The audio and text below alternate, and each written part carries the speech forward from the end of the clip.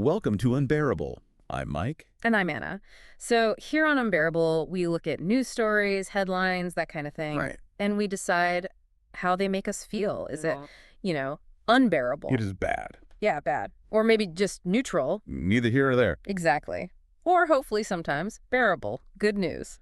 That's the plan. Yep. And for today, we specifically pulled stories that were already tagged as happy news. So fingers crossed for a lot of bearable ones today. Yeah, let's hope so. We've got a few articles and even a TikTok clip we need to check out later. Okay, cool. So where are we starting? First piece of happy news. All right, let's kick off with a pretty impressive achievement, actually. It's about the Army. Oh, yeah. For the first time ever, a female Army Ranger competed in the annual Best Ranger competition. Wow, okay. How did she do? Well, her team is a two-soldier team. They finished 14th overall, which is pretty amazing. 14th. That is impressive, Yeah. especially for a first-time female competitor. Who is she? Her name's First Lieutenant Gabrielle White, and her teammate was Captain Seth Deltanner. Okay. And get this, there were 52 teams competing.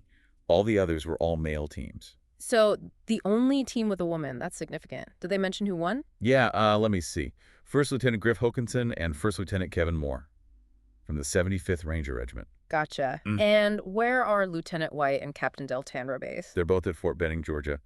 And something really cool about Lieutenant White. Oh, yeah. She's got triple tabs, Ranger, Sapper, and Jungle courses. Wow. Triple tabs. That's serious dedication. It really is. And she's only the 135th woman to earn the Ranger tab. Mhm. And one of just 8 women, apparently, to have both Ranger and Sapper tabs. That really puts it in perspective, especially when you remember women couldn't even be Army Rangers until pretty recently. Exactly. 2015 was when that changed. So her even being there, let alone placing 14th, is a huge deal. Yeah, it really highlights the progress. I read somewhere that a former infantry officer, Major Dishma, she believed women could handle Ranger training based on how they did in infantry training even before 2015. Right. But until this year, no woman had actually entered this specific competition. So what does the competition involve? It sounds intense. Oh, it's brutal. Over 3 days, more than 30 events. They cover like 60 miles. 60 miles. Yeah, with hardly any rest. There's helicopter stuff,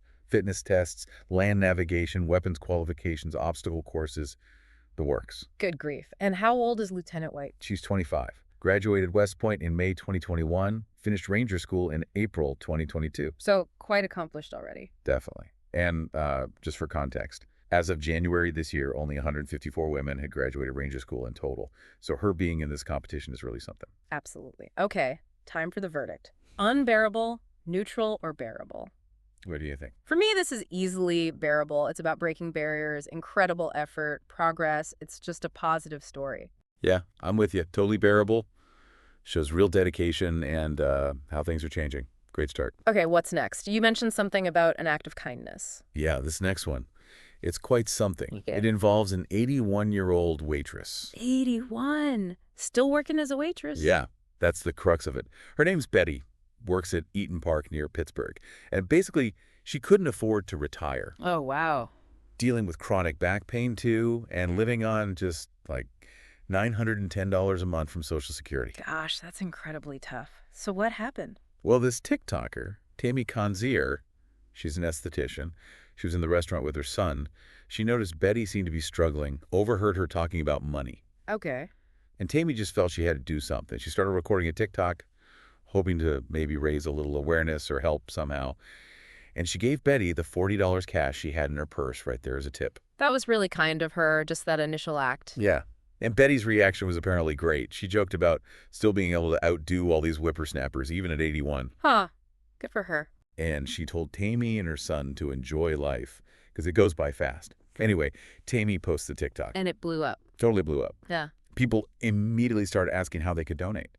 So Tammy set up a GoFundMe. Oh, wow. Did it raise much? You won't believe it. Within 1 day, the GoFundMe hit $110,000. One day, $110,000. Yeah. Plus another like $3,200 came in through Venmo almost immediately. That's incredible. How did Betty react when she found out? Tammy went and told her. Betty apparently exclaimed, "I think I better get a financial advisor." Probably a good idea. And then she said to Tammy, very emotionally, "You're God," just totally overwhelmed. That's so sweet. Did the fundraising stop there? Nope.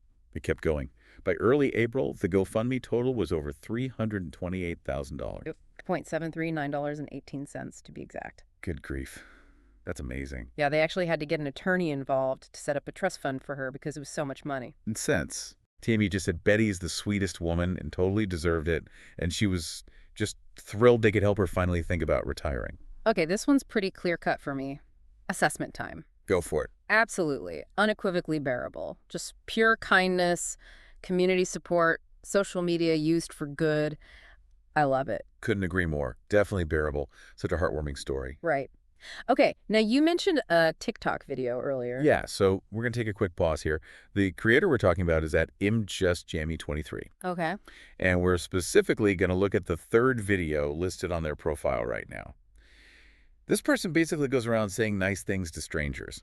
Oh, I like the sound of that. Yeah, it's pretty uplifting. So let's take a moment. Imagine we're watching that third video from at Im23. Pause. Take a Hello, you two need help? No, you're. Are you sure? Um, What's up? What do you need? if you The lady further on the wall, Further. so you can sit I don't down. want Come. Okay. to. I like to sit upright, but tallish. So, oh, you want to go down the hill? I want to go. Well, Not I too just far. I think around about back here. here. Yeah, Here? here. Are you Yes. okay? You want to sit Yeah. down? Yes, I'll Yeah, try. there you go. If you could help me. That's all right. That's what I'm here It's for. my balance. That's okay. That's what I'm here for. I just. You can sit. Yeah. Will that be okay? There's your bag. Oh, lovely. Relief. Is that all good? That is. No problem. Thank you very much. Have a good day. It's my balance. Has gone on both my legs. Yeah, it's fine. I understand. You're holding on. Uh-huh. I'm gonna fall over. Yeah, I understand. It's okay. Have a good day anyway. Take care. Thank you. Skiddy. We love that, man. We love that. Have a good day, you two. And you. Thank you, brother. We love that, man. Oh, why is this taking me some weird places? I don't like this. Okay, welcome back. That was really nice. Right. Just simple compliments. But you see the genuine smiles? It's effective. It really is a good reminder, about the little things. Definitely. All right, let's shift gears a bit. Our next story is from England. It's about schools. Okay, schools in England. What's the happy news? They're launching free breakfast clubs in 750 schools across the country. Oh, interesting. Free breakfast for kids? Yeah, it starts like next week. It's a trial run until July, but the hope is it'll eventually be rolled out nationally. What's the thinking behind it? Well, the Education Secretary, Bridget Phillipson, said it's about breaking down barriers to opportunity. Mm-hmm. Apparently, the Labour Party campaigned on this, wanting free clubs in all primary schools, and they ended up tripling the funding for it to £30 million. 30 million pounds. Okay. And what are the expected benefits for families? The government estimates it could give parents like 95 extra hours of childcare a year. Oh, because the kids are supervised earlier. Exactly. And save them maybe £450 a year on childcare costs. That could make a real difference for some families. How are schools reacting? Is everyone on board? It's a bit mixed. The head teachers union seems to welcome it in principle, because lots of schools run breakfast clubs already, but they are worried about the funding. Ah, the money side. Always a catch, isn't there? Yeah, the General Secretary of the National Association of Head Teachers, Paul Whiteman, he basically said the feedback so far suggests the funding might not be enough, especially with school budgets already stretched thin. Right. You don't want it taking away from other things. Precisely. Another union, NAUT, they acknowledged it could help tackle child hunger, which is obviously good. Definitely. But they also stressed the need to watch the funding closely, make sure it doesn't strain other resources. So a potentially great idea, but the execution and funding need to be right. That seems to be the gist. Mm-hmm. The Department for Education says it's part of their commitment to reduce child poverty. Okay. Any political angle on this?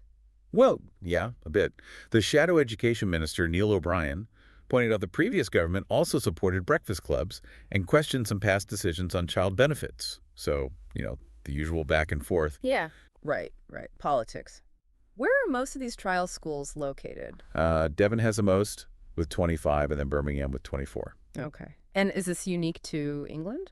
No, actually. Wales and Scotland apparently already have similar programs in place. Ah, interesting. And how does the funding work for the schools in the trial? They get a setup payment first, and then they get reimbursed based on how many kids actually attend. The example given, a school with 50% attendance might get around £23,000 a year. Okay. Got it. All right, assessment time for the breakfast clubs. What's your take? I'm leaning bearable. The goal is good, helping kids, helping families. The funding concerns are real, definitely need watching. But the intent is positive. Yeah, I think I land on bearable too. With that same note about funding, it needs to be sustainable for the schools, but overall a good initiative. Agreed. Okay, next story. This one's a bit quirky. From Michigan. Involves quicksand. Quicksand. Okay, you have my attention. And this is happy news. Well, it has a surprisingly happy twist. So this guy, Mitchell O'Brien, and his coworker, Brian Sika, were looking for Leland blue stones on a beach in Traverse City. Great. Beachcombing. Sounds nice. Until Mitchell steps about 5 feet from the shore and sinks up to his waist in quicksand. Whoa! Seriously? Just like that? Yeah. And apparently his first thought was, oh, not this again. Wait, again? He'd been in quicksand before. Apparently. Though he said this time was much worse, much stickier. He couldn't move his left leg at all. Yikes. Okay, so how did he get out? Did Bran help? Well, they were about 20 feet apart. And here's the funny part. They both called 911 at the exact same time. Okay. And while they're both on the line with dispatchers, Mitchell says something like, I think my girlfriend's trying to call too. Uh-huh. And at the same moment, Bran is telling her dispatcher, my boyfriend is stuck in the sand. No. So they basically defined the relationship to 911 operators, while one of them was stuck in quicksand. Exactly. They were co-workers who had kind of just started seeing each other and bam. Relationship status, official, via emergency call. That's amazing. Did he get out okay? Yeah, thankfully, firefighters came quickly and pulled him out. Phew. What caused the quicksand? Just a natural thing. Turned out it was because of a hydraulic dredge they were using nearby for beach replenishment. It created the unstable sand. They're putting up warning signs now. Ah, okay, so it wasn't just random. No, the fire chief said it was a really rare thing first time they'd had that issue there. Well, what a story. Stuck in quicksand, rescued, and you get a girlfriend out of it. Okay, assessment. This has got to be bearable, right? Mm-hmm. The sheer weirdness, the happy ending for him physically, and the relationship update. It's gold. Totally agree. Bearable. You couldn't write that. Just fantastic. All right, so from quicksand romance to restaurant trauma in Australia. Ooh. All right. Okay. Another potentially tricky one. What happened? Yeah, this involves a TikTok mom, Renee Barendrecht. She was on holiday on the Gold Coast with her family, including her son Ziggy, who's almost 2. Toddler territory. Got it. They picked a place called Lemongrass Thai, based on good reviews. Mm-hmm. When they got there, the restaurant said they didn't have a high chair. Okay. Renee said that was fine. Ziggy usually sits okay at the table anyway. Famous last words with a toddler, maybe? Well, yeah. According to Renee, Ziggy sat for a bit, but then did what toddlers do, got down from his seat. She says he stayed close to the table, though. Right. Not running wild, necessarily. She insists he was pretty docile, not disruptive. Says the restaurant wasn't busy, just one other couple with a baby nearby, who Ziggy actually interacted with nicely. He was apparently mostly interested in a fake plant. Okay, sounds pretty standard for that age. So what was the problem? A waiter came over and told Renee that Ziggy needed to stay seated, and if he couldn't, they wouldn't be able to serve them. Oof. That's awkward. How did Renee react? Well, she felt like she couldn't really guarantee he'd stay perfectly still for a whole meal, Mm-hmm. So they decided to leave. She posted about it on TikTok later, feeling upset and asking for a bit more kindness for families. Okay. Did the restaurant respond? They did. Lemongrass Thai gave a statement saying their main concern was safety. Safety. How so? They mentioned the entrance area was narrow and the restaurant was getting busier with diners and delivery people coming in and out. They were worried about Ziggy wandering near there, especially with staff carrying hot food. Okay, I can see that potential hazard. They also said they had told Renee beforehand they didn't have high chairs. Their account is that the owner asked her to sit Ziggy down, and when she couldn't manage it, they said they couldn't serve them until he sat down. Not necessarily that they kicked them out immediately. So, slightly different accounts of exactly what was said. Yeah, Renee maintains they were definitely asked to leave. And how did the internet react to her TikTok? Divided, I'm guessing? Totally divided. Some people were fully supporting the restaurant, talking about safety, the right to a peaceful dining experience for others, hospitality worker challenges. Others were firmly on the mom's side, saying restaurants need to be more understanding and accommodating of families with young kids, that toddlers are going to toddle. Yeah, it's a really common point of friction, isn't it? Dining out with little ones. Okay, assessment time. This feels tricky. It really does. Valid points on both sides. Safety is crucial in a restaurant. But dining out as a family is important too. And toddlers, well, they're unpredictable. I think I have to go with neutral on this one. I genuinely see both perspectives. There's no easy villain here. Yeah, I'm landing on neutral too. It just highlights that tension. No clear good or bad, just a difficult situation. Agreed. Okay, so for our last bit of happy news, we're circling back to that TikToker. Yeah, at MJustJammy23, we watched one video, but the story here is really about the channel itself. Okay, so what's the overall takeaway? Basically, in a world where we get bombarded with a lot of negativity, conflict, bad news, this channel is just a deliberate effort to inject some positivity. By complimenting strangers. Exactly.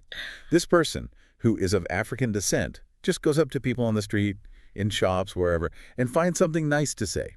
A genuine compliment. And the reactions are usually good. Overwhelmingly positive. You see people light up, smile, sometimes they're surprised, but it consistently leads to these little moments of warmth and connection. That's lovely. It's such a simple idea, but probably quite impactful for the people involved. Yeah. We just felt, it's worth highlighting that kind of effort. It's actively creating little bits of happiness. That specific video we mentioned earlier is just one example. The whole channel is like that. Pretty much. Just spreading smiles. Okay, well, assessment for this one seems pretty straightforward after the last one. Oh, yeah, I think so. What's your call? This is definitely bearable. It's pure, simple, positive human interaction. We need more of that. Absolutely. Bearable all the way.